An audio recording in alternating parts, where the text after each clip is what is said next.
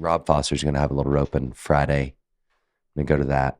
My first jackpot of the year, first and only jackpot. And then, yeah, be fun. Yeah. That, kind of weird, isn't it? Like, it is not weird. roping, right? Not, yeah. But still being in it. Yeah. Yeah. That's the only thing that keeps me sane is still seeing like my friends. Yeah. Because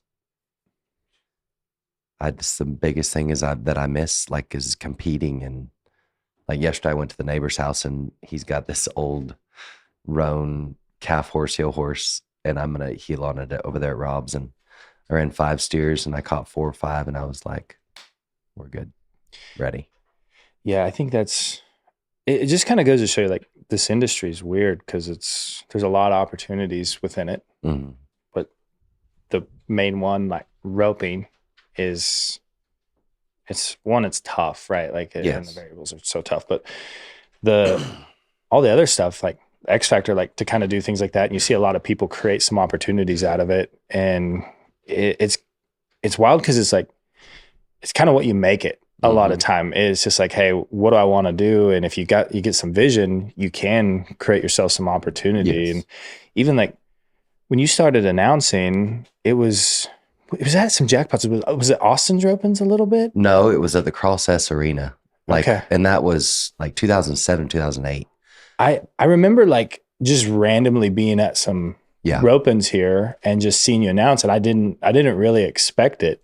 Yeah. But when did you start saying like, man, this is something I want to do? So from the time I was young, I did probably 12 or 13 years old. I was doing media at rodeos. Like when we would go to these rodeos, cause I could trick rope. So they would hire me. They'd give me $25, which at that time, a lot of money. Yeah. To wake up early in the mornings and do media and like teach the news people how to rope or how to trick rope or how to rope a dummy or things like that. And then like tell them about the rodeo and like, oh, tomorrow night and Friday night and Saturday night, you know, you can come in 7:30 every night, talk about what they're going to see. And it just like it taught me how to talk on camera, and it taught me how to be comfortable holding a microphone or with a microphone in front of me.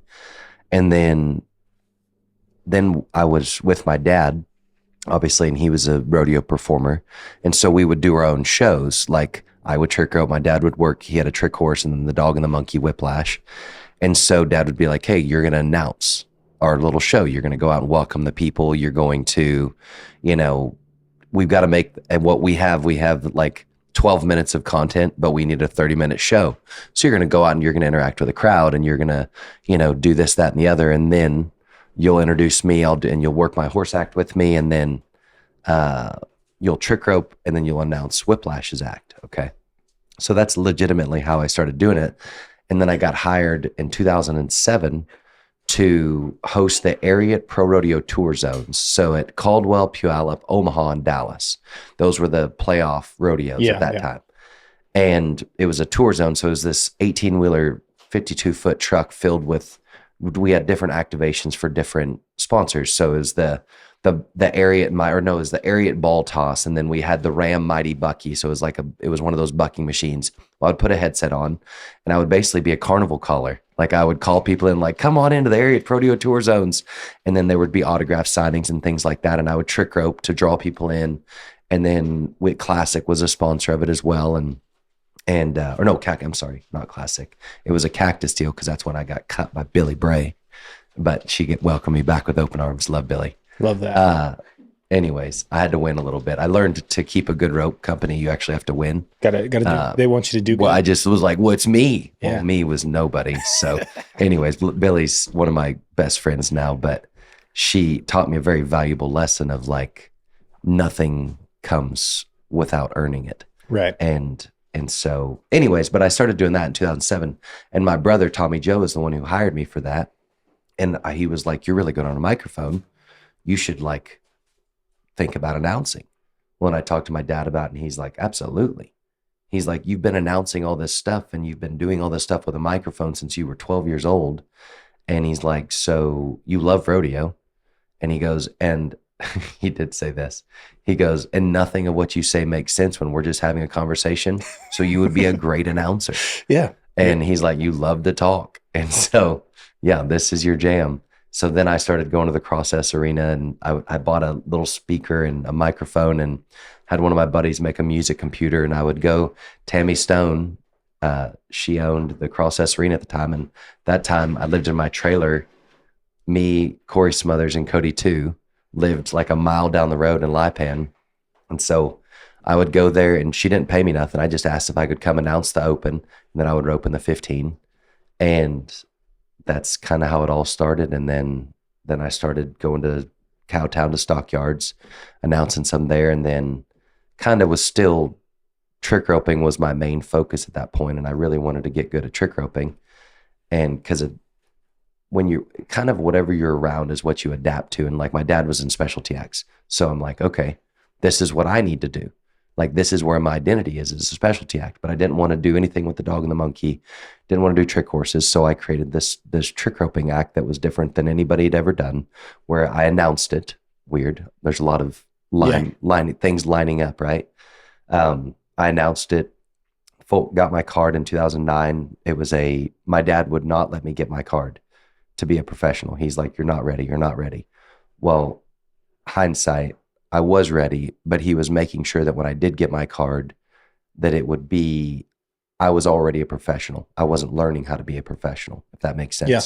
So when I did get my card in 2009, because one of his horse act died, and he had already contracted all these rodeos for 2 specialty acts. So he was like, you're getting your card. And I was like, oh, now that it's your idea, yeah. Which my dad's a Hall of Famer, and he knew some stuff about specialty acting and entertaining. He knew a lot of stuff. And got it. The next year I had Fort Worth. The next year I also got the NFR for the first time. And and now looking back, I understand completely why my dad did not let me get my card. And granted, I was in my early 20s, but still my dad was the authoritative figure, especially when it came to rodeo. Like, if you want to be successful, this is the path you need to kind of follow when it comes to specialty acting, at least. And so did that. But then on the same hand, I knew trick roping. I was bored the entire rodeo. Like, team roping, you get one run a night, right? Yeah. At rodeoing. So like, but you can rope the dummy. You can ride around with your friends. You can go run a few that morning and then go to wherever you want to do. But I was so bored trick roping, because like the whole rodeo, I would go down and push steers for all my team roping friends. And then I'd go back to my trailer and change and then get ready to trick rope. But I was just bored. I hated it. Like, I didn't hate it. It just wasn't fun for me. I loved the 6 minutes that I was out there. But then afterwards, you're just like, all right, what else? What else is there to do? And so that's where I knew like God kind of started like showing me, like, announcing, like, you love all of rodeo. You're watching the entire rodeo. So utilize what you've learned by being comfortable on a microphone. Go start. And so I started announcing rodeos, and I got I think it was the rodeo, maybe the Rodeo News, I don't remember, but it was like the publication for all the amateur rodeos in Texas. And I went to the back where all the stock contractors were listed, and I started calling them, just cold calling them. Hi there, I'm Anthony Lucia, getting into rodeo announcing. Would really like a chance to announce your rodeo. And a handful of guys hired me. The pay was not good, but you had to bring sound, you had to have a music computer, and that was in 2009. So that was even before, because that's when I was living at Big Al's, and Big Al was trying to also guide me into, like, you got to have goals. And I'm like, well, I love team roping, I love trick roping, I also like announcing, but I also like this and I like that. And he's like, we got to dial this in. And like the other day I found my book from I don't remember what year it was, but it was a young pro camp that Al put on. Yep. And it was from all the speakers, and the wheel was at the very first page. And it was, and I looked at the cogs of the wheel, right? The spoke is God, right? The middle part. But then all the cogs on the spokes rather, on the wheel, and one was girls. And I like that I put plural, because that makes sense for me at that point in my life. And it was girls. And I think I might have put like 3 S's on it because I was an idiot. And then this one was trick roping. And then this one was team roping. This one was announcing. And this one was ministry. And it was just made me laugh, because at that point I didn't even know kind of what I wanted to be. I didn't really know my identity. And I was trying to find my identity in things as opposed to finding it in God and then watching what happens. And so for me, that was a big learning lesson. And Al was one of the big ones to guide me and go create goals. I want to announce 5 rodeos this year. I want to announce 10 rodeos next year. And I was like, well, I didn't understand what he was even trying to tell me, but he was like, create goals with your roping, create goals with your roping, create goals in this side, like, so that you understand you've got something to work towards and shoot to.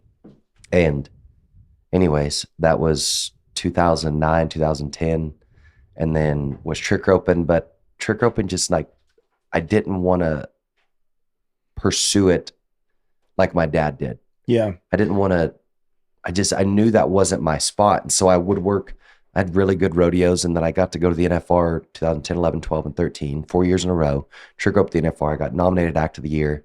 And like I was So reached a very high level with this, right? Like, but it was never fulfilling to me. Like I never, even when I got nominated, like wasn't excited about it. I was just like, sweet.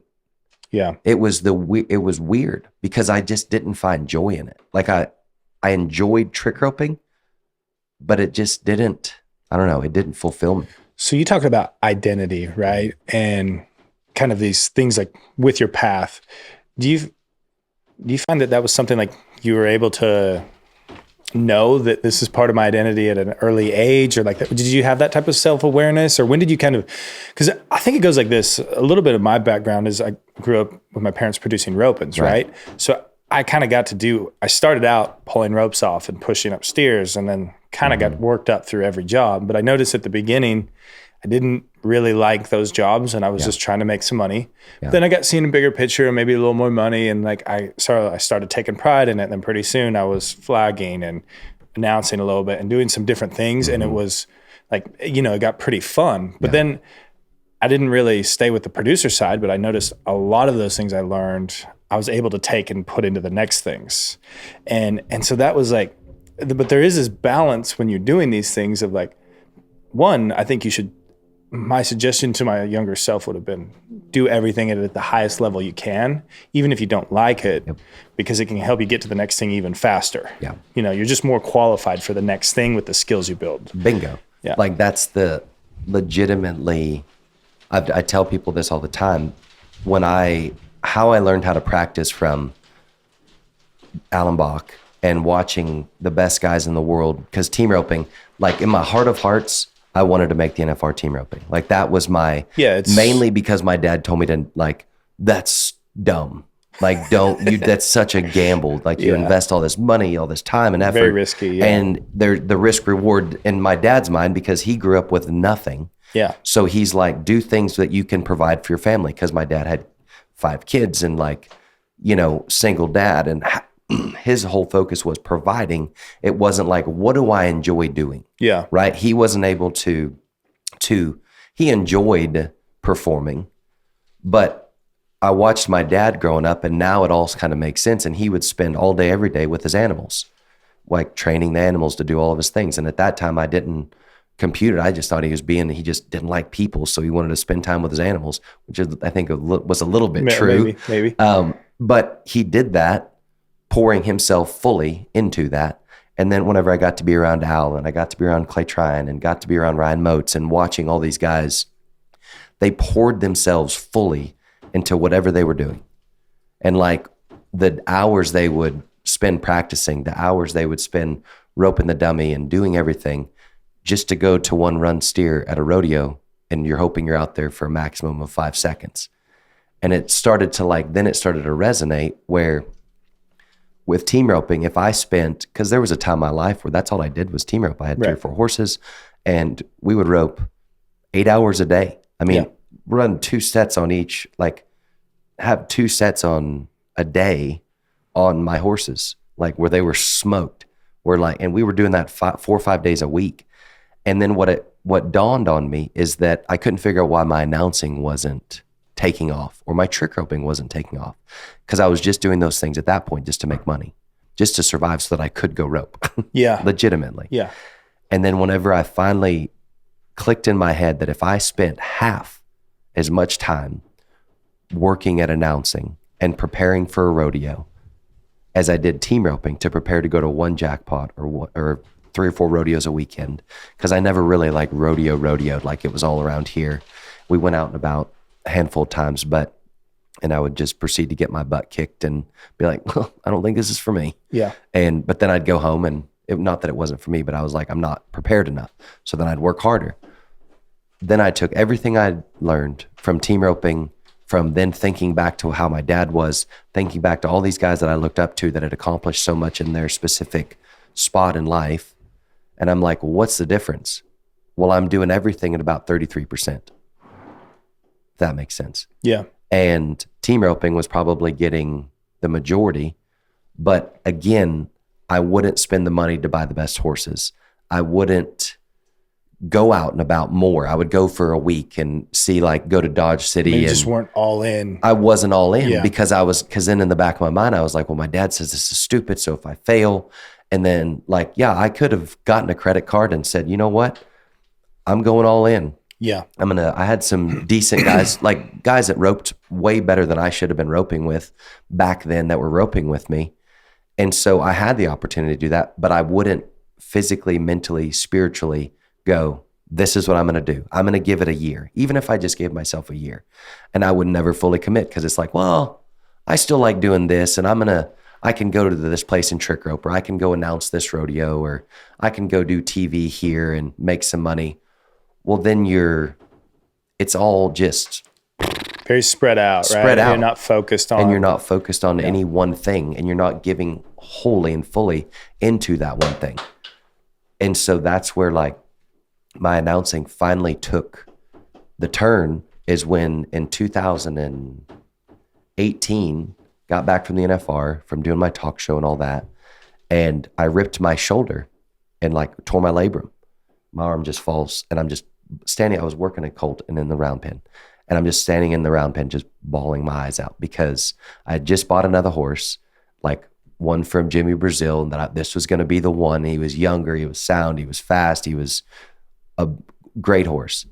And at that time I think I paid $30,000 for him, which it's a lot, man. It's a lot of money, and terrified, right? Yeah. And then my shoulder just falls to my side, and I'm just like, what in the world? And life's over, right? Because that year I didn't have much lined up work, and I was like, I'm gonna rodeo. I'm gonna jackpot. I'm gonna go to every jackpot around here and show these guys that I can rope good. This is the horse that can change, because my older horse, Hurricane, wasn't sound. And anyways, and then I ripped my shoulder. And I'm like, okay, this is not good. So then I go and I went and announced that was my very first Frontier Circuit Finals. I had my very first Circuit Finals, PRCA Circuit Finals rodeo. So and what's funny is I look back now and God was like, look what I've got for you. Look what I want you to do. And you're still trying to half-butt all of these things. Because I didn't go all in. I wasn't all in with my announcing. I was mentally kind of all in with my team roping because I bought this horse. But then when I ripped my shoulder, didn't have anything to do. So that time I was kind of dabbling with Ride TV, which was the startup horse network. And so I went into them and I was told them, I was like, hey, whatever you guys need me to do. Because I'd always kind of just been on the fence. Yeah, I'll work for you guys when I can. Or if there's a jackpot here or a rodeo here that I want to go to, or this, that, and the other. And I went in and I told them, I was like, hey, I'm all in. Whatever you guys need me to do, I'll do it. And perfect. We wouldn't, hoping you would say that. So then all of a sudden I get busy with that. Then I announced my first circuit finals. I barely had, in PRCA, you have to have a certain number of rodeos to be eligible to announce a circuit finals because it's considered a championship event. Right. I barely had enough rodeos to go announce that circuit finals. Probably shouldn't even been at that circuit finals because I didn't have that many rodeos, but they believed in me and they brought me up there. So I started doing more with Ride TV, proceed to keep trying to rope, rip my shoulder that much more. And then I finally go in and get an MRI and my shoulder was displaced by almost a half an inch and had to have surgery and all this and that. And all I could think about after my surgery, and they put 5 anchors in my shoulder, was This is going to be the greatest comeback ever. This is, and so I'm like, I'm going to work for Ride TV during this time and go all in with them. Well, I did, and had great success and got to do Ruidoso Downs and the fraternities and the derbies and the rainbow and all of those stuff at Ruidoso Downs, and really finding my rhythm and TV stuff and like broadcasting. And then the PBR brought me in to do, that's when the WCRA very first started. So then they started bringing me in to do WCRA stuff. And then they're like, hey, would you want to do some PBR Ride Pass stuff for the Velocity events and for the Unleash the Beast finals and things like that? So, yep. Well, then I was broke. So I had to sell that horse. And I'll never forget the day I sold him at Ryan's. I was literally at my trailer just crying. You're finding a theme that I cry a lot. It is what it is. It's a little heartbreak in this. It was this just world, like, man. because I was like, this horse was going to be the one, whether or not he was going to be the one. But like every great team roper has this story of they got this horse and all of a sudden it turned. Well, you feel like you're giving up on maybe a dream, Yeah. right? When you sell that horse, like you're going the wrong direction. Yeah. Yeah. And still to survive, because I just bought a place, my first place. I'd lived at Motz's for 2 years, and he was like, I think it's time. Yeah, like, maybe you've been great, but I'd rather have you as a neighbor than a renter, Yeah. which I wasn't even a renter. I thought that spending him 60 steers a day was enough, but Yeah. apparently it wasn't. Anyways, it was the handles. Anyways, Yeah. Long story short, there's no long story short with me.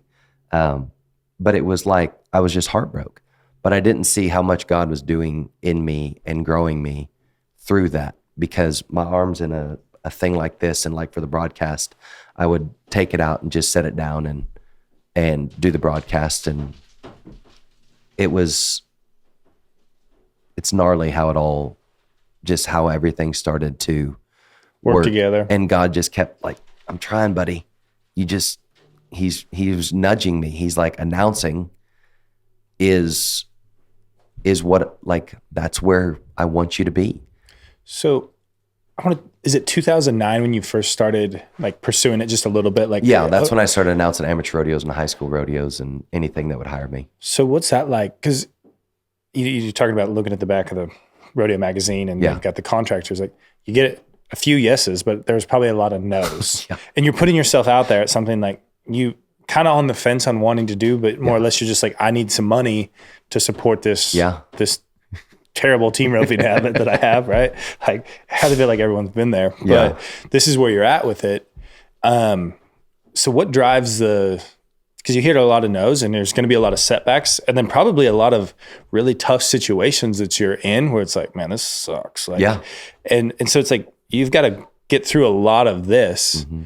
So what was that what did you learn the most from all of that? Like the rejection, the struggles of not being prepared. Like, do you think that was a pretty pivotal time, like to kind of get it pursued that way? And it just seems like to me that I'm running this question, but there's a lot of like really low moments that make you really prepared for the big moments in your career. Right. And I think there's gotta be some spot with you there that got you to the next level. Well, it comes down to when God puts you on a path. And even though I hadn't fully committed to that path, I knew this is what I needed to do, even though it started as survival. Like, okay, I'm good at this. I'm good at talking.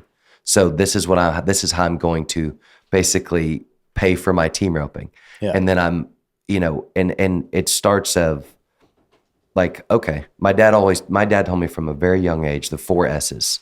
And this is one of the biggest things that I still remember today is some will, some won't, so what, someone's waiting.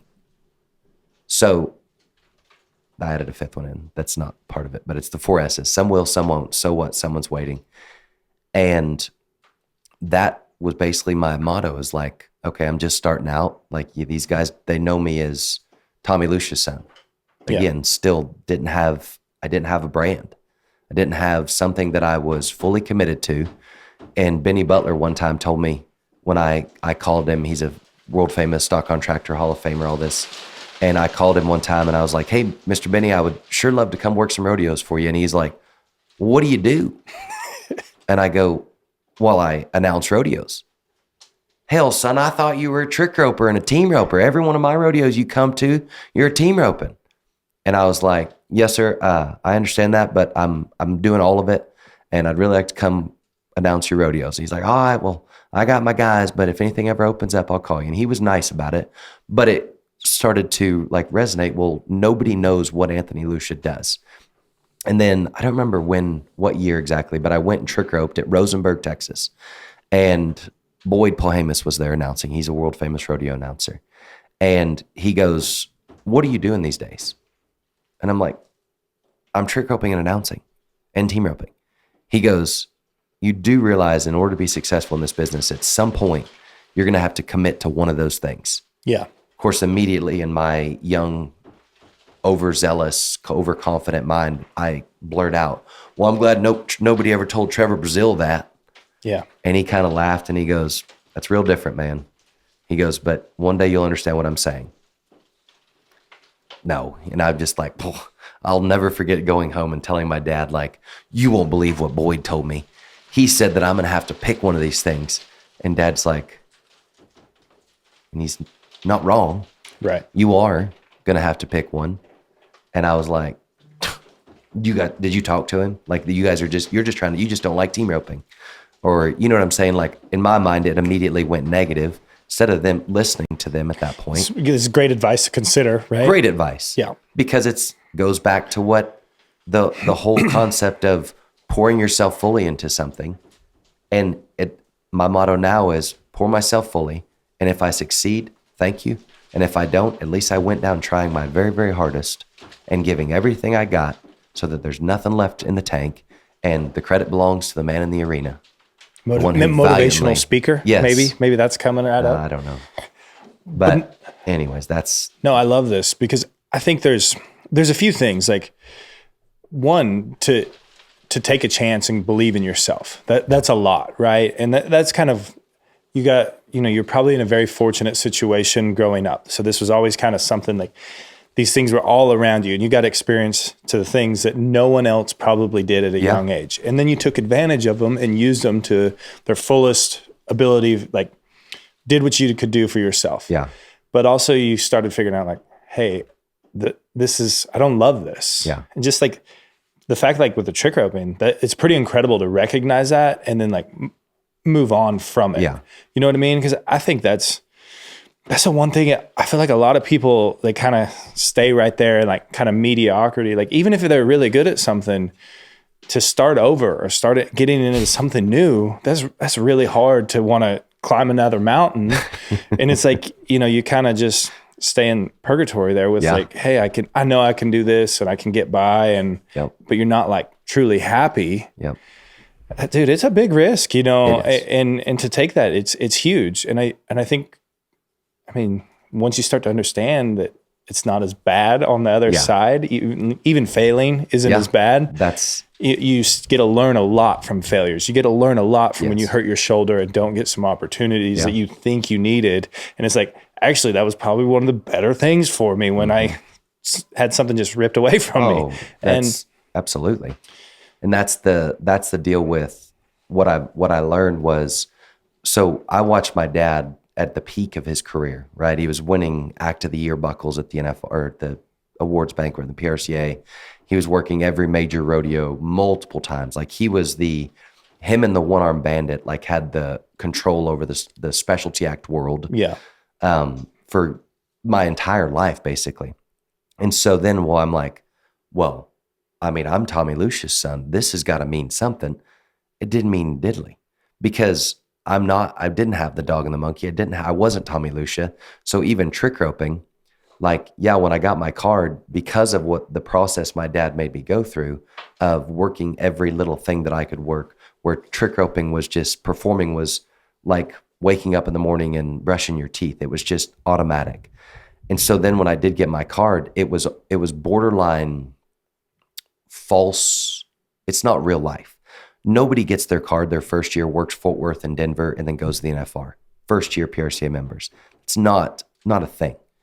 And it's like when rookies, for us at least, in specialty act terms, to to correlate it is it's like when rookies win their world title in their rookie year. Like everybody celebrates it because it's like, what? When Keenan Hayes sets a earnings records in the bareback riding in his rookie year, but it's because all the effort and work that he had done up to that point, and then he bought his card, and then he went to the NFR, then he won everything and won a world title. And so that's how it happened. But when I got into announcing, it was a culture shock. It was a shell shock to the core, because all of a sudden nobody gave a crap what I could do with a rope. Nobody gave a crap who my dad was. It was, you're coming to announce our rodeo. This is something totally different than anything my dad had done, anything I had done. This was you want to talk about starting from the bottom, like doing the Region 10 finals at Graham, Texas for 13, 14-hour days. Yeah. The high school finals, doing jackpots, doing the Ross Sherman from 8 a.m. to dark at the Wendy Ryan Arena. Like all of these things that I did and it did not matter that I had been to the NFR or was going to the NFR at that point, trick roping. Yes, it's in the same business, zero to do with anything. And somebody the other day, another announcer, I'm not going to say his name, but he kind of mouthed off and he's like, well, you were established in this business when you started. I started with nothing. And I go, so having a dad that had a monkey that rode a dog, that got me into announcing. Like that gave me my success. Yeah. And he was like, well, people knew your dad. And I go, people knew my dad as a specialty act. He never announced. It's probably harder for you, honestly. It was because again, the rebrand. Yeah. And there was some years from 2014, 15, 16, where it was like week to week for me. Like I was doing anything I could do to make ends meet. Yeah. Because I decided finally, like, okay, trick roping, not my brand. Announcing is my brand. Hosting things is my brand. And it was, still is a process, but like those years up until literally 2019, when the PBR really stepped in for me. I'll never forget my wife meeting her and her mom, and that would have been in 2016 for the first time. I met her mom for the first time. We met at Saltgrass Steakhouse in Arlington, and I'm going to buy her lunch. Yeah. Well, I look at my bank account going over there. It's a little tight. I had like $36. Yeah. Like, hey, maybe we get the chicken strips. No joke, but I can't, I'm wanting to like impress her mom. And so I'm like, they're like, are you not going to eat? I'm not hungry. Yeah. I was starving, like so hungry. I had a big breakfast. And thankfully they ordered literally $35 worth of food between them. And like my wife, she was my girlfriend at the time, but like I remember like driving home, like, holy cow, I dodged a bullet, because how bad would that have been? I didn't have a credit card. I had a debit card, right? Yeah. So like that's where I was at in my life. And it was, again, that rebrand period where people didn't even know what I was doing. And so then things start clicking along and get a little bit more work hosting stuff and the TV stuff. And that really started to take off more. And in 19 was when I was doing a ton of stuff for PBR, ton of stuff for Ride TV. And I had I think 11 pro rodeos. And I'd literally went exclusive with them because they said, we're going to do 40 shows a year. You're the host. It was the most money I'd ever made in my life. But you can only keep the rodeos that you have. And I had, I think, 6 rodeos and 11 performances. And I was like, okay, I have enough rodeos to keep the circuit finals if I want to work a circuit finals, but this is where God's put me, is this TV thing. Yeah. And then COVID happens. And every PBR live event canceled. The only means that I had for a living that year was the 6 rodeos that I had that pushed through. And again, it was another one of those moments where it's like, okay. And do you think those moments are real important because it just solidifies like, hey, this is what I want to do. Like, I'm going to figure it out no matter what. Like, I love this. Like that's kind of like, even when it's really hard, because that's the thing, is like, you're looking at like, well, maybe this wouldn't be a career path. Maybe I should pursue something else or move on to the next thing. Yeah. But through the trials, you stay hooked, you know? Oh, for sure. That's the whole deal is you can't, one, you have to believe in your assignment through relationship with God. You have to, even though my hearing ears when it comes to God don't always work. Yeah. And I didn't, I don't even know, I can't even say if I would have like fully listened to God, would I have known that announcing was my career? Well, so let's dive into that, because how do you know, right? Without trying, like you kind of got to test the boundaries, right? Like if you really love it, like, because it might be like, it's like the trick roping thing. You probably thought you loved it at one point. Yeah. And then you get to some of the highest accolades and you're like, I don't love this. Yeah. And so it's like, how do you explore the framework of that without, playing it too safe, right? If you only base success on success, yeah, it's bound to fail. And I just came up with that. Should we trademark that? We should, because I think that's something to think about, because I would base where I was in my team roping was if I won, yeah, right? Okay, that's natural. Like winning means that you're good at what you do, but not necessarily, because I remember Jake Barnes once said, you either win or you learn. And then I think about, and that's something else Jake Barnes once said, is if you win 30% of the time as a team roper, you're going to be one of the top 5 in the world. 30% of the time. So that means 70% loss. 7 out of 10 steers, you're not getting paid. Yeah. You're not winning. So that type of a mindset, there's a reason that I'm not at the NFR team roping, is because I couldn't handle the losses mentally. I would get too down on myself and, I suck. I don't have the horses. I don't have the partners. I don't, every reason why I wasn't winning. But on the same hand, through all the losing in team roping, that's what's helped make me who I am today. Right. And through all the no's and announcing, that's what's helped me now. The highs don't get too high. The lows don't get too low. Stay the course. Like that's the essence of life. If you base your life successes on just the successes, you have lived an empty life. But if you base your life on just enjoying the process, and through the highs, through the lows, through the victories, through the defeats, and you keep pushing, knowing that, like what you said earlier, in every aspect of my life, I'm going to work at it to the fullest degree, whether that's stripping steers, whether that's raking the boxes, whether that's going into a job that you don't want to be at. There were so many announcing jobs that I was literally just doing it to get paid. It was not enjoyable. It was long. I mean, I would go to the Diamond T Arena, and back when the Roy Cooper, the junior looper, was there, 13, 14, 15-hour days.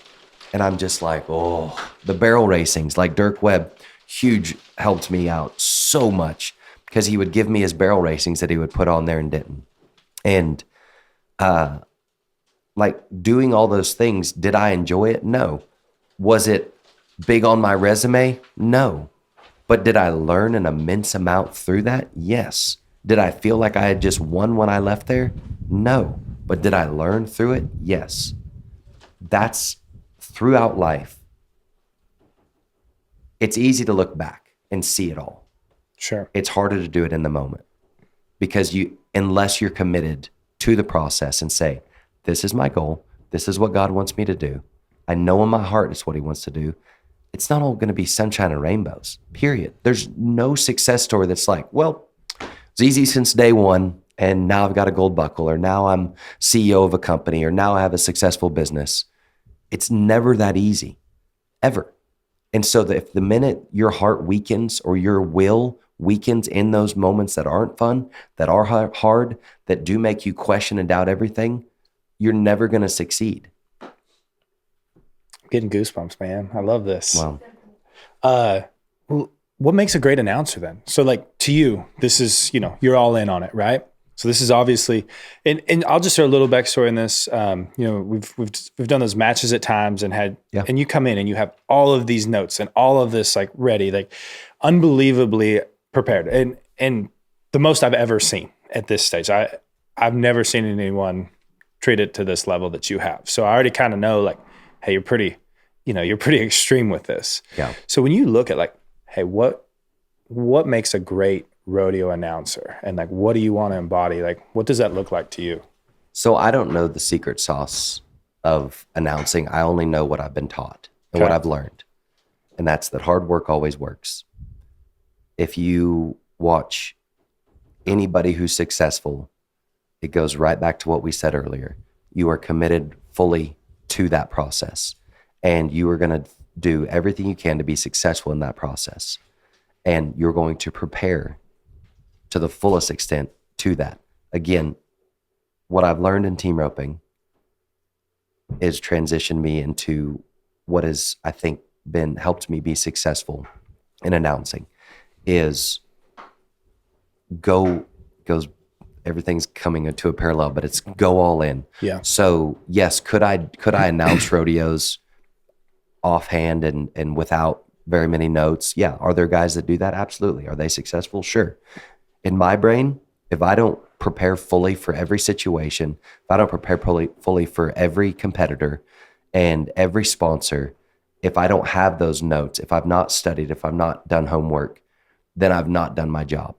Because if I miss one story, there's times throughout the year, even this past year, where I'll announce a rodeo and then I'll read something or I'll hear something talking to guys afterwards. I'm like, oh, I meant that would have been such a cool story to tell. Yeah. And to help those people relate to the audiences. So for me, in my opinion, what makes a good rodeo announcer, and it's not trademark patented Anthony Lucia Incorporated, but it's prepare as much as you possibly can. But when it comes down to it, you have to love rodeo. You have to love announcing and like genuinely have a passion for the sport. Because if you're just doing it to check boxes, I've done it in the past. One of the reasons that I wasn't successful, and everybody's like, boy, you came on strong, like you just out of nowhere. And I'm like, shoot, not exactly. I don't know how you see that, but it sure doesn't feel like it to me. Yeah. I've been at this for a few years. Yeah. You just didn't know it. Exactly. Yeah. And so for me, like once I went fully into announcing, and again, it was like when I ripped my shoulder, like something clicked in my head. Then I started being more prepared for everything that I did, whether it was this, even from the X Factor stuff and the matches to the NBHA races that we did, and like trying to do research on hundreds of girls or asking for bios and figuring out sponsors, like doing all of those things. That's what started to put me on a path. And I remember there was times that I was announcing rodeos, like saw your Cow Palace buckle earlier, and I was like, well, I announced the Cow Palace. It is my longest running rodeo that I've announced since 2012. Yeah. I'll never forget. I had no idea how to even prepare for a rodeo. Like I didn't understand research. I didn't understand knowing the competitors. Like I would try to walk around or hang out in the secretary's office and be like, hey, what's your name? Oh, what kind of wins have you had? Or look at results. Like kind of just like, I remember asking one time another rodeo announcer, I'm like, hey, I know you got a big database that you utilize. I'll pay you to do my research. And he laughed at me. And I was like, what a butthole. Yeah. Like that was my first thought. And now I look back, and granted, I would give people I want to help people. Like that's just my nature. But I look back and I think like, boy, that should have been a giant red flag for you, not for him on his part, but for your part, that you're asking another announcer to do your research, because I didn't want to prepare for it. I was roping and spending all day, every day practicing and hanging out with my friends. And then we'd get done roping and then we'd hang out and eat dinner and have a few beers. And like, that's what it was the best. So much fun. Yeah. Well then, I got to leave tomorrow to go to Cow Palace. Did I have a passion for that event? No, I was doing it to make money. And that's why I was not successful. That's why I had to go into to TV, because I wasn't getting any jobs announcing. So then through process and through not being near as good as I could have been, then that's when it was like, shoulder, can't rope, might as well prepare. And that's when it all started to click, is because it was like, start spending time preparing for these rodeos, put hours into research. And then guess what? When you show up, ooh, Yeah. there's a big difference there. I heard the quote, it's not fake it till you make it, it's make it till you make it. Yeah. And I thought about that. I was like, yeah, if you just do everything you can to make it, Yeah.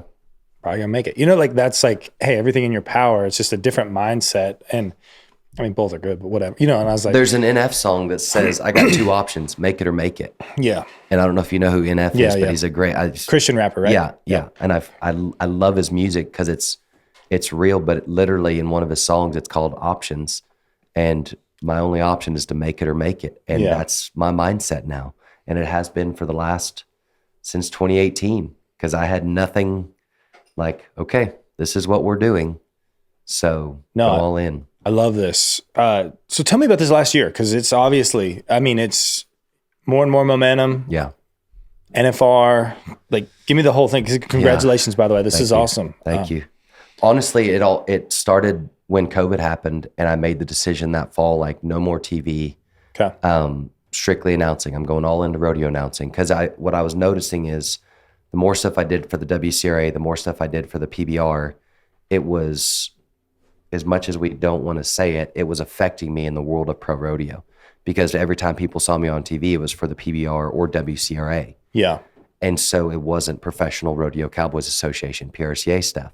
And you think about the guys that have been most successful in our industry, they are fully committed to pro rodeo, like plain and simple.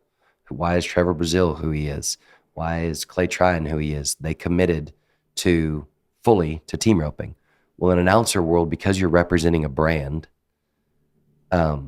it's hard for people to decipher. You get married to certain brands. Like there's PBR guys. Yeah. But it's different I think it's only relevant in announcing because you are the voice of that event. Again, it goes back to you have to love something fully and it will love you back. I had to love and devote myself fully to the PRCA for it to reciprocate that love. Yeah. And so when I made the decision, no more PBR stuff, and I'm so grateful for the PBR and everything they've did and their leadership and the opportunities they gave me. We were the first live event back it would have been in May of 2020, the live sporting event back, no fans. They were the first ones to do it. And I got to broadcast that on CBS, like on a major network. Like it's unbelievable. Right. But then it was 3 months later that I was like, God undoubtedly told me, he's like, pro rodeo is where you're at. And the rodeos that pushed through COVID and sent us extra money because they sold a few more tickets than they knew they were going to sell. Like that just showed me why I love rodeo so much, because it's a family. Yeah. And I mean, it is. And yeah, families all have drama. So there's going to be drama at different points. But at the end of the day, rodeo is a family, and I love it. And so 2020, I think ended up with like 8 rodeos because some stuff worked out where I could do some other stuff. And mind you, I had 6 rodeos and 11 performances in 19. In 2020, I had 8 rodeos and like 15 performances. And then, no joke, this is the most unbelievable thing, and I want to tell you this. So I had 1 contracted rodeo for 2021. 1. Actually 2, I'm sorry. But I had verbal agreements with a couple other rodeos, so I'm like, okay, if I'm going to be okay. We were not going to be okay. I'd been married for 2 years or 1 year at that point, and had a place and a mortgage and everything like that, bills, everything. And the PBR calls me to go to Florida to do 3 events that they were going to do because Craig Hummer, their main analyst, was not going to be able to go to them. And I called, like, I was just like, God, you just told me to do no more PBR stuff and go all into the PRCA. And now these people are calling me. So it's like, am I the guy on the roof of the house when the flood's coming and the boat, the chopper, all that stuff, and then I drowned, and then I get to heaven, I'm like, God, why didn't you save me? I did. I tried 3 different times. Yeah.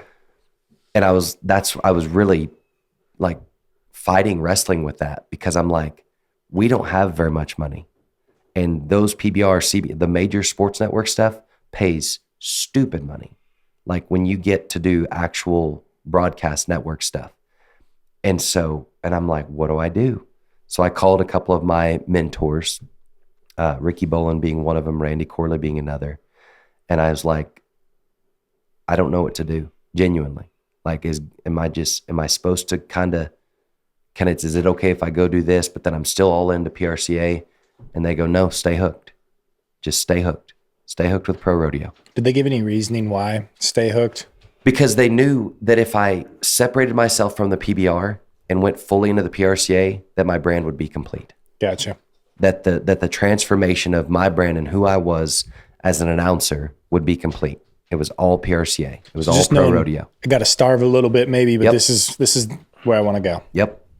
And if I'm lying, I'm dying. The next day, Randy Bernard, who at that time was producing the American Rodeo, calls me. The next day after I called Shauna Schmidt, who was one of the head ladies at the PBR, and I called her and I said, Shauna, I'm going to stay hooked with PRCA. And she said, we understand, we're sad because we would love to have you, but I understand and we wish you nothing but the best. She was so gracious in that. So because at first I was just like, oh my gosh, what an opportunity that I'm missing up. Like I could be the next head broadcaster of the PBR if I do a good job and this, that, and the other. And then I can go to all these events and blah, blah, blah, blah, blah. But God was like, stay the course. And then those guys. He's probably saying there's no team roping at them things, you know? I know. And I like bull riding, but gosh, I love team roping. So the next day, Randy Bernard called me and said, hey, we'd like to have you at the American Rodeo next year. And I'm like, to do TV? And they're like, no, as an announcer. Yeah. The next day. And so in the American, like put me on a track, and then I got selected to do the Ram Circuit Finals, the Ram National Circuit Finals, which at that time was in Kissimmee, Florida. Yep. And that's the buckle I still wear today. That was my first big PRCA championship event. And other than like a circuit finals. And then that year, I think I worked 50 perfs, 22. It was like 70. This year, it's 138. And with 37 rodeos, I think. And so it's insane. And then to get selected to announce the NFR is that Cody Johnson song, like about Deer Rodeo. Yeah. Like it can be the buckle I'll never have. I think he should add another line. It's not necessarily the buckle you'll never have. It's not the buckle you'd expect. Yeah. Because he dreamed of winning stuff as a bull rider. And then he got a Rodeo Houston buckle for selling it out. I dreamed of competing at the national finals in team roping. And now I get an NFR buckle that looks just like the aggregate buckles that says announcer on it. Well, and dude, what's wild about this is truthfully, this is more important. Like you got a chance to represent rodeo, but like the way you've stepped into the role, and it's just listening to you, the amount of depth that you provide, like you're the voice to people that might not get exposed to a lot of rodeos. Yeah. And so it's like, hey, what you have the opportunity to do and build these fans and increase this fan base it's so much stronger than we'll probably ever be able to measure. Right. And just for that, like, I'm super grateful that I've watched you, but like we got a team roper in there. You know what I mean? I love this, but the depth that you do provide, and like it's this blend between an analyst and like the stories. It's like the announcing of like when they get up there and they're lying. They're like, I was there. That didn't happen. Right. Like, you're like, how do you like? It's just like it's making rodeo just have more depth to it. And I think that's so important is we're getting away from this carnival feel, right? And it is getting to more like what's a sport? Yeah. I mean, and the millions of dollars now, like PRCA at the end of the year is going to pay out $80 million to its competitors. That's still not, I mean, there's football players that make $80 million in a year just for competing. There's also a bunch of people on the roster that are going to make less than like Caleb Driggers or someone like that, or like Winning was. I don't know if Caleb, like, but you know what I mean? Like, it's getting good. Yes. And this industry is getting good, and it's going the right direction, right? Well, and for me, if people say, well, what are your goals announcing? Doing the NFR and winning announcer of the year, like those are awesome, right? Yeah. But one, making a living doing something I love and representing the sport that I love. Yeah. Because all of those L's that I took as a team roper competing professionally, those opened my eyes to the sacrifice, the blood, the sweat, and the tears practicing all weeks, investing hundreds of thousands of dollars into rigs, into horses, and all the time spent preparing to go run 5 steers a week. It's answering the question of why I'm doing what I'm doing. And I think that's what's really, really unique about roping and pursuing it competitively, because it's so demanding. Yep. And you're constantly asking yourself, why am I doing this? Why am I doing this? And if you can keep going and going and going, what it builds you up to as a person, it makes you really hard to get beat, especially if you add that to the next thing you do. Exactly. Or even add it to what you're doing. Like, there's a lot of opportunities, like I was saying earlier, within this industry. Yeah. And I think, professional team roping is obviously, it's cool, but that will end at some point for everyone. And so they're probably got to do something else. But they're going to be successful. Like, that's the whole deal, is like, if you're great, I always believe if you're really good at something, that you have so many options to be great at other things, because not necessarily talent-wise, like there are guys that are gifted with a rope. Yeah. But if they don't back it up with hard work, if they don't back it up with a passion and a dedication to that, it doesn't matter how many team ropers have we seen our entire careers that are some of the most talented humans with a rope and on a horse, whatever.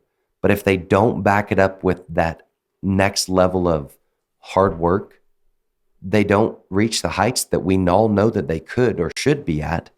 And it's the same thing with any venture that you go into. Yep.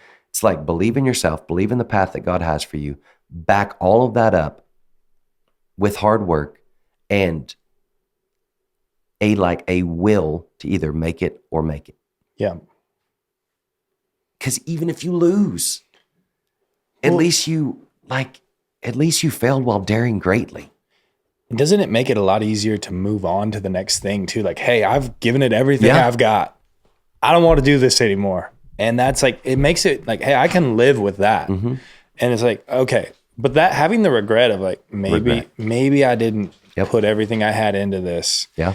I think that's scary. Right. Yeah. And I think that is probably one of the things, like, as I get older and I see, we're around a lot of guys that are kids that were my age, grow up, you're like, man, I feel like they played it pretty safe. Yep. And I just wonder what that looks like when they're 50, 60, 70 years old. And that's kind of like, that's why we got this podcast, why we got the website. Like, it's like, hey, like, if there's anything like that'd be the one thing I'd say is like, we got to get the most out of this life and do the most that we can with the time we have. For sure. And let's just bet on ourselves and see what happens. You know what I mean? But I think that's what you just said was literally going to lead me into what I was about to say. The reason I love this sport so much is because it's filled with people that bet on themselves. Yeah. There are 0 guarantees in any event in professional rodeo. The investment that you initially make and have to continue to make throughout the entire rodeo season, that's what makes me such a fan of rodeo competitors. Because they bet on themselves. They believe in themselves. They work hard to achieve the goals they want to achieve. You see guys that everybody calls the 16th and 17th positions in the world the crying hole. And I absolutely hate that, because that's not the crying hole. That is the hole of motivation. Because you tell me one guy that finished 16th in the world that is not more, that cannot wait for Fort Worth, San Antonio, Houston, San Angelo, that cannot wait. It's not. In my opinion, like, I hate saying that, because now the money has got so good where you can finish 16th and you've still had a pretty dang good year.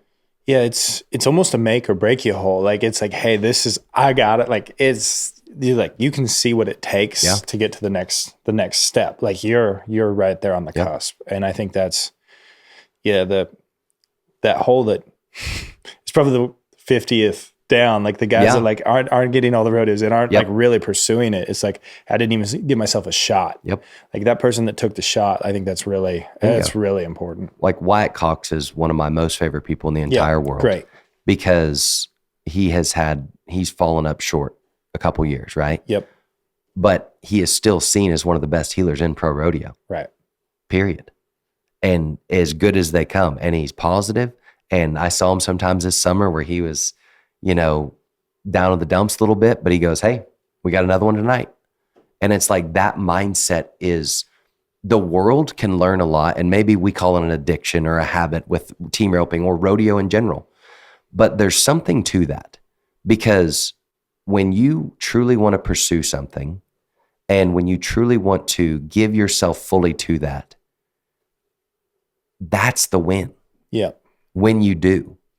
Yeah. It's the day, like every single day, you know, you're kind of getting the wins in, right? It's not just the results at the end of the year. Exactly. Yeah, it's great, but they're probably pretty short-lived. Yeah. So it's that whole process, like you mentioned earlier. I think it just keeps feeding back into it. What it goes back to is your identity based on winning, or is your identity based on being all in and giving 100% of yourself to everything, whether it's your family, whether it's your friends, your relationships, the business that you're in. And it doesn't just have to do with rodeo. Like this spans across the board. Like I feel confident that, maybe overly confident, that if I got canceled in rodeo because I don't even want to say, I'm not even going to say that. Anyways, if I did get canceled. You read the teleprompter wrong. Right, exactly.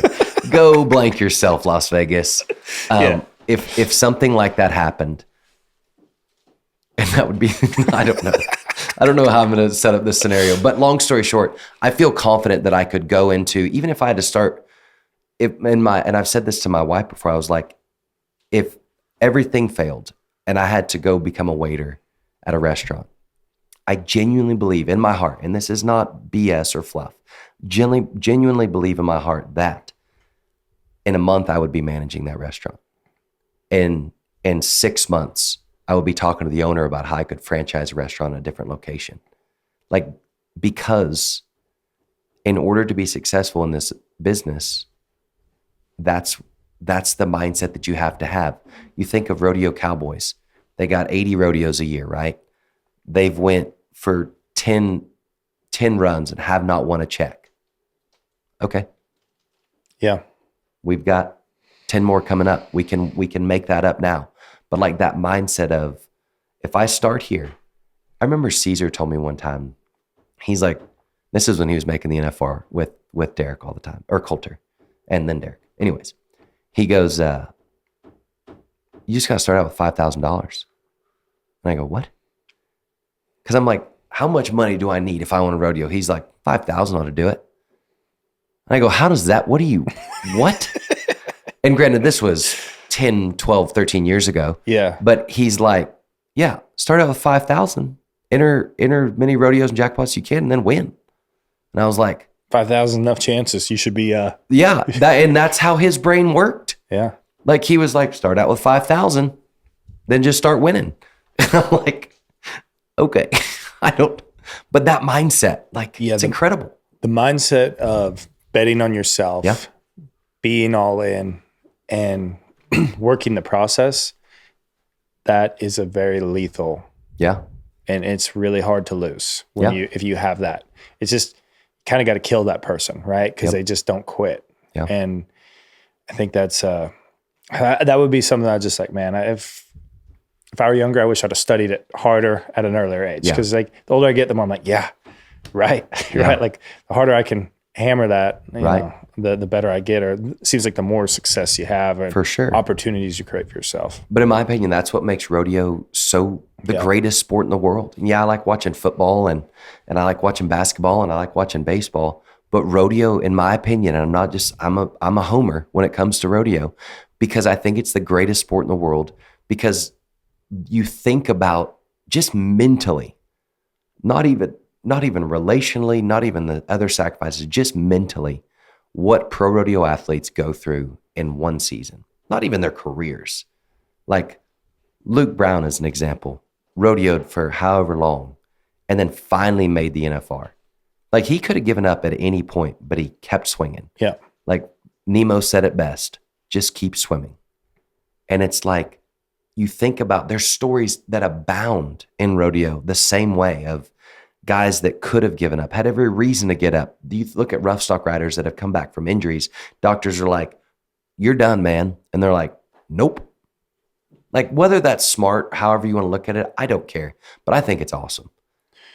Yeah. I mean, the ability to like just not be denied. Right. And I think that's like the work ethic, the things like that, like that you see people develop. Yeah. I think it's huge, man. That's like founding fathers mindsets Yeah. kind of stuff. You know what I'm saying? Like when this nation was created, like that, in my opinion, is what makes America great. Right. Through everything, through breaking off and starting a new country. Like if we're going to get fully on the mindset stuff, like think about George Washington and all the founding fathers, and all the odds were stacked against them, but they bet on a dream. Yeah. And they bet on, Well, they're willing to die for it. they were willing to die Right. for it. And that's, if you're willing to die for it, yeah, it's. And what do we do in rodeo? We celebrate cowboys and cowgirls. We celebrate great animals, and we celebrate the men and women who serve this nation. Yeah. Like you can't, like rodeo is the best. And I'm a homer for it, but it's like we honor sacrifice. Yeah. We honor those that, obviously I'm not going to put cowboys and cowgirls and soldiers in the same thing, because one is serving people above yourself. The other one is, but it's that same drive. The other one is serving your dream, your goals, and what your passion is. Really diving into the same type of mindset, though. But it's this, it goes back to the same mindset of seeing something greater that you want to achieve and that can be achieved if you persevere. I love that.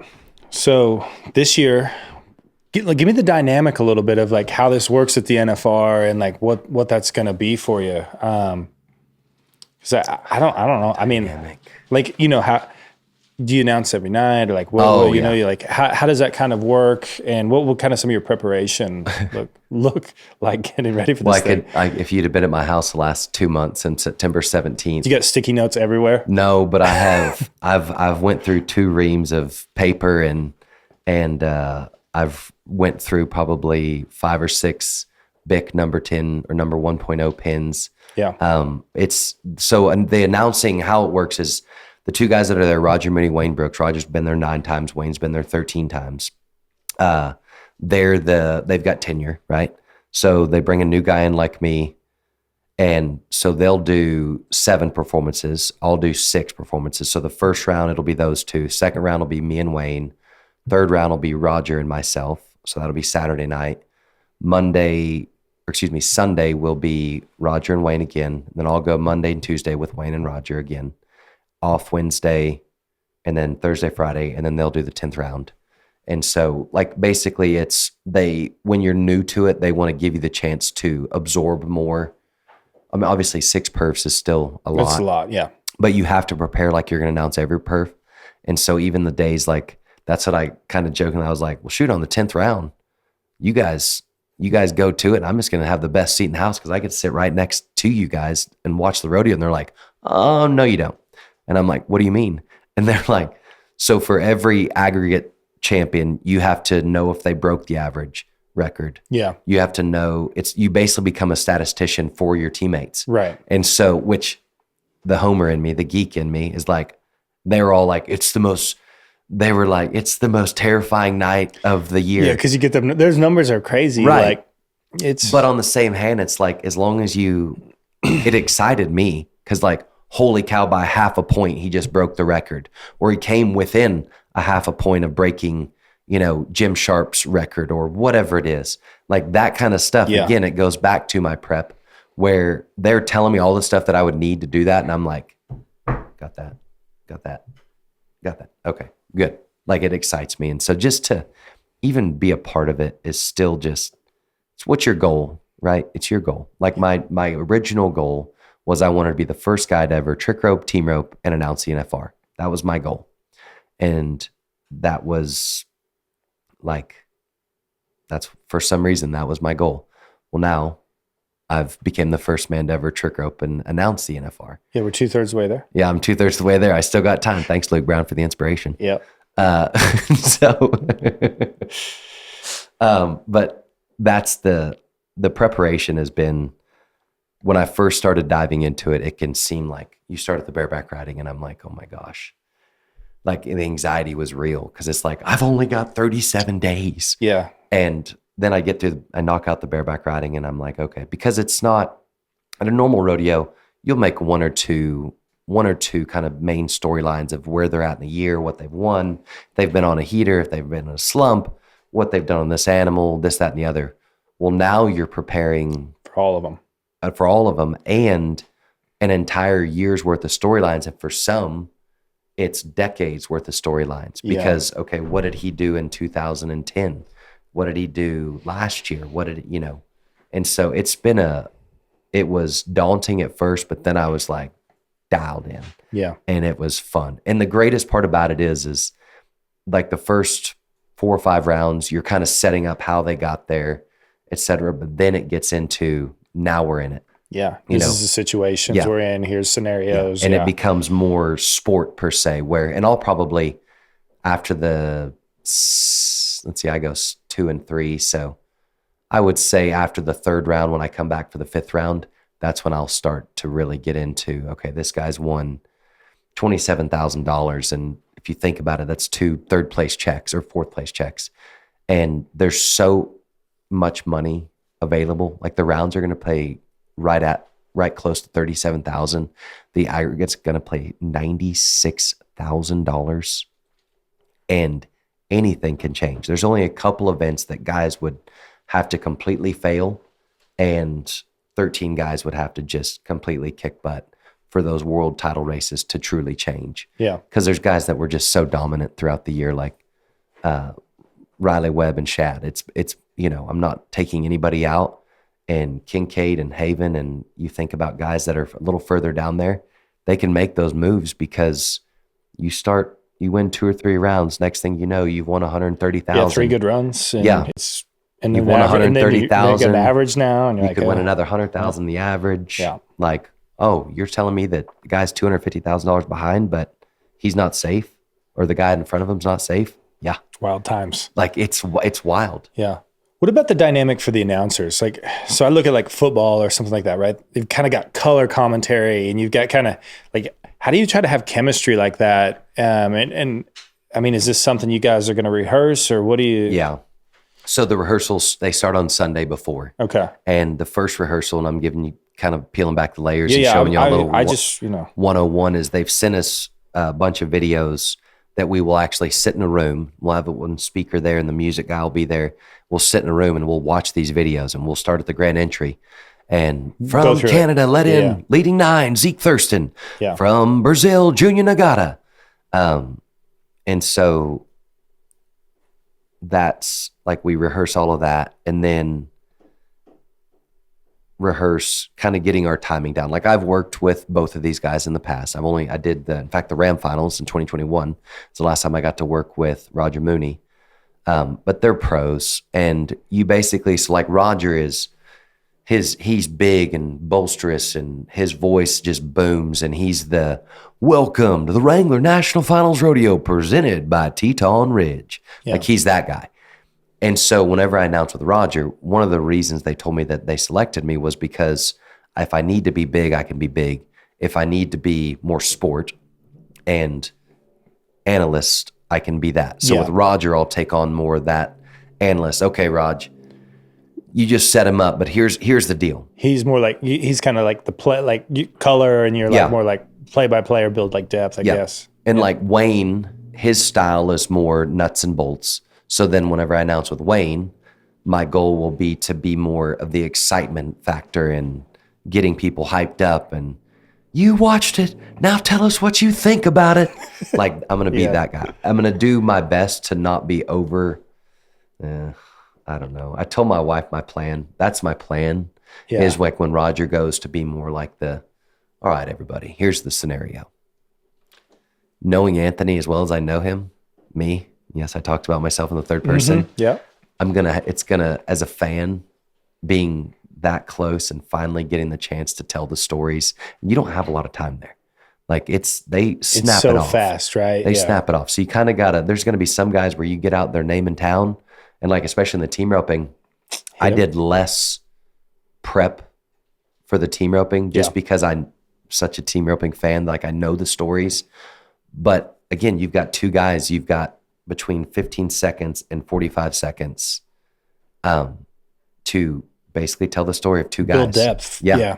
And there's ways to do it. Like, during the replay, you can kind of you can back sell, and that's where I'm going to utilize, at least my plan. Everybody's got a plan till they get punched in the mouth.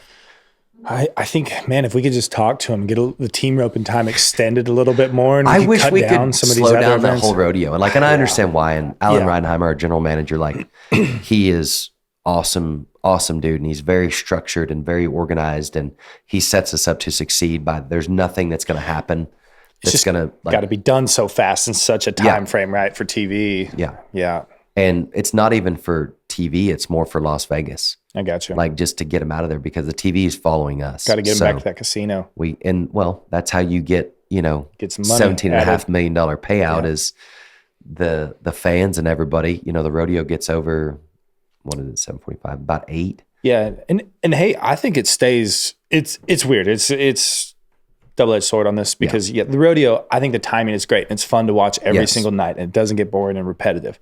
But you're like, man, this guy's worked a really long time and unfortunately he just missed this one and no one even talks about it. Yeah. And it's like, but at the same time, that's kind of the nature of the sport, but it is. And I think that's where the good things like the coverage and all of that throughout the rest of it. And, the Cowboy Channel does a phenomenal job of diving more into those stories. They do have more time with their pre-show and everything. So, there's 16,000 fans at the NFR each night.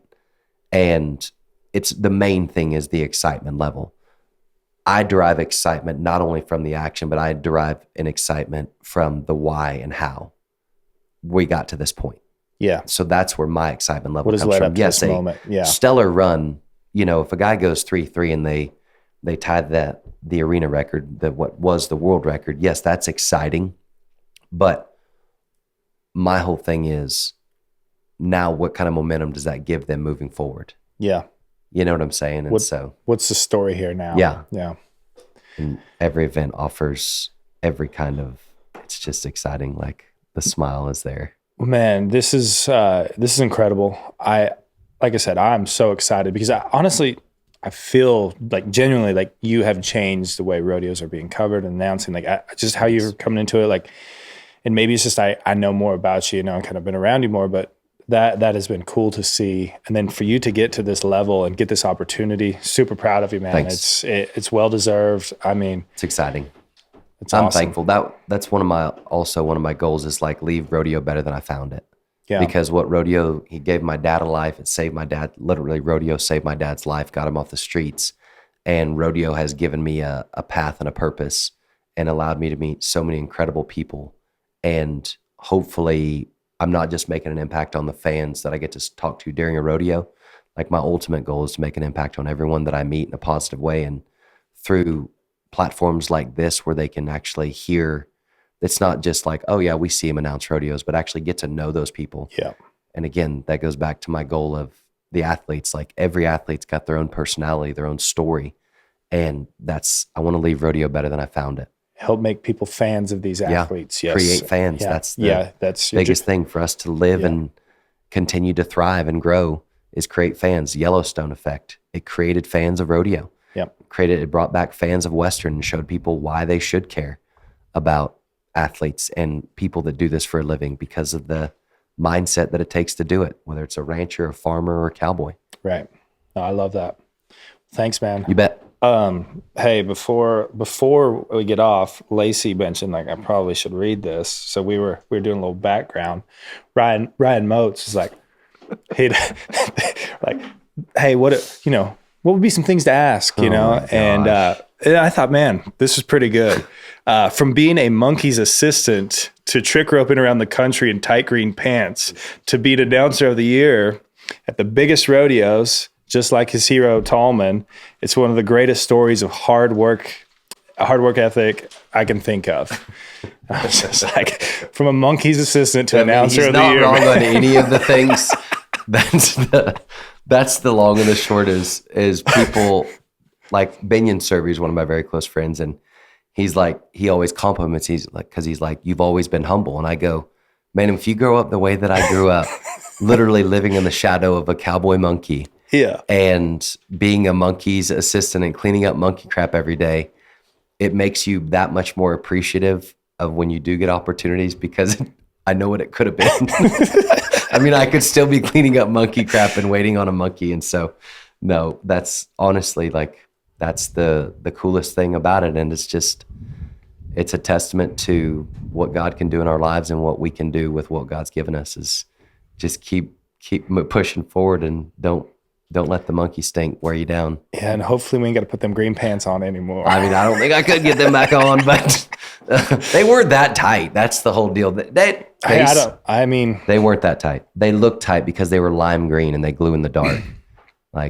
And also you can't wear baggy pants when you trick rope. I don't know how much you know about trick roping. Well, I just would say we're not calling them loose.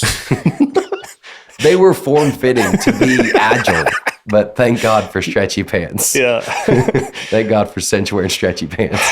Let's go. Yeah. Well, thanks again, man. Thank you, Pace. Yeah, what a way to wrap it up. Yeah, thank you. Thanks you.